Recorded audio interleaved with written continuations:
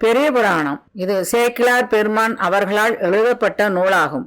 சமய குலவர்கள் நால்வருள் சுந்தரமூர்த்தி நாயனார் அவர்களால் இயற்றப்பட்ட திருத்தொண்டர் தொகை என்னும் நூலை முதல் நூலாக கொண்டு சேக்கிழார் பெரிய புராணத்தை இயற்றினார். இது 63 நாயன்மார்களின் வாழ்க்கையை கூறும் நூலாகும்.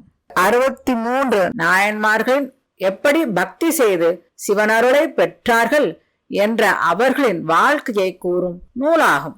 64வது புராணம் முழு நீரு பூசிய முனிவர் புராணம்.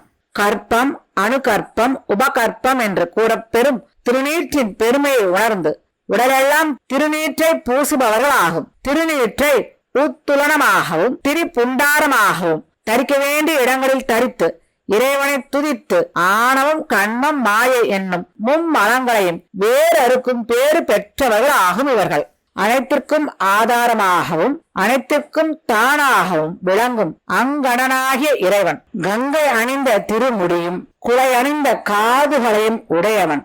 அவன் அருளிய மூவகைப்பட்ட கற்ப முறைகளில் யோகத்திற்கு ஆகாத அகப்பத்தரை நீக்கி காம முதலான அறுவகை பகைகளை அறுத்து உயர்நிலைக்கு நம்மை அழைத்து செல்லும் திருநீற்றின் பெருமையை நம்முடைய இரு வினைகளும் அழிந்து போகுமாறு கூறுவோமாக. உலக நலன் கருதி நடனம் புரியும் சிவன் விரும்பி ஏற்கும் அபிஷேக பொருட்களான பால், தயிர், நெய், சாணம், மூத்திரம் ஆகியவற்றினை தரும் இயல்புடைய பசுக்கள் நோய் நொடியின்றி இருந்து கன்று ஈன்ற பொழுதில் பெறப்படும் சாணத்தினை உரிய மந்திரம் கூறியபடி வாங்கி தகுந்த முறையில் காய வைத்து தேவர் தொழும் சிவமந்திரம் எனும் ஓங்காரத்தால் எழும் சிவ அக்னியில் இட்டு உணர்வு கெட்டாத சிவபெருமானின் திருவடியை நினைத்தபடியே எடுக்கும் பொழுது வெளிப்படும் தூய திருநீரே கற்பம் என போற்றத்தக்கதாகும். மேலும் காட்டில் கிடைக்கும் பசிய சாணத்தை எடுத்து வந்து கைகளால் நன்கு பொடி செய்து பசுவின் நீர் விட்டு குழைத்து அத்திர மண்டலத்தால் உருண்டை பிடித்து ஓம நெருப்பில் இட்டு சிறப்பான பதம் வரும் வரை வேக வைத்து எடுத்துக் கொள்வது அணுகற்பம் எனப்படும். இந்த முறை திருச்சிற்றம்பலத்தில் கூத்தாடிய சிவபெருமான் அருளியதாகும்.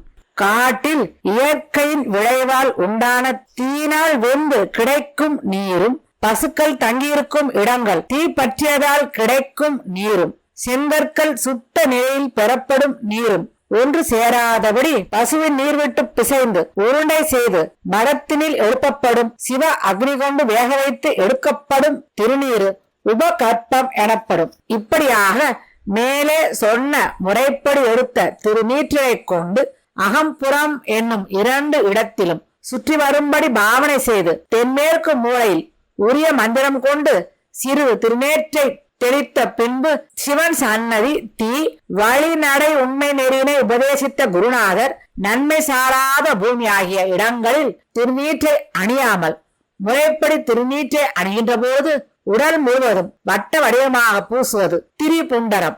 பிறை வடிவம், விளக்கு சுடர், 3 கோணம் விளங்குகின்ற வட்டமாகிய வடிவங்களில் சிவன் அடியார்கள் நன்மை பொருந்துமாறு அணிந்து மகிழ்வார்கள்.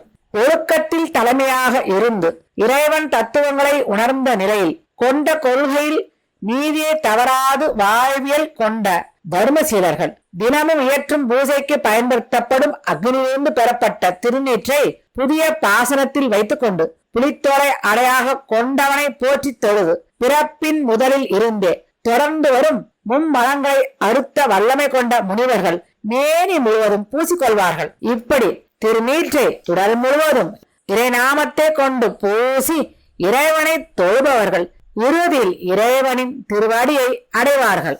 ஓம்